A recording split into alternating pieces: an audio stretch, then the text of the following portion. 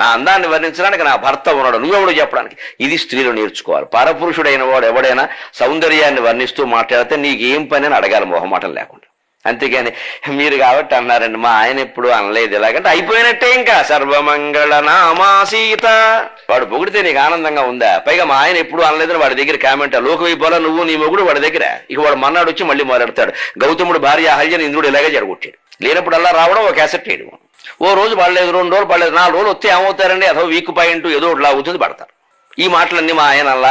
వీడు కూడా వాళ్ళ ఆవిడ దగ్గర అనడం. మీరు ఎంక్వైరీ చేయరు ఆ విషయం. ఆడవాళ్ళు మోసపోయేది అక్కడే. వీడు కూడా వాడి భార్య దగ్గర ఈ మాటలు పరుడు భార్య కాబట్టి అంటున్నాడు. వాళ్ళ ఆవిడని అడిగితే ఏమిటో ఈ మాటలు నా దగ్గర ఎప్పుడు అనలేదండి అంటుంది ఆవిడ. అయిందా? అది తెలియక మనం మైలు పడతాం అని. పాంచాలిలా ఉండాలి పరపురుషుడు మాట్లాడితే. నువ్వెవడురా నా సౌందర్యం వర్ణించడానికి? అచ్చుపోసినట్టుంది అంటును. నీకు ఇప్పుడు శేషపద్యాలు పాడమని చెప్పాను. నీకు నెత్తురు శేషాల పోసుకుని తాగేస్తారని నా మొగుడు తలుచుకుంటే ఏమనుకుంటున్నావు?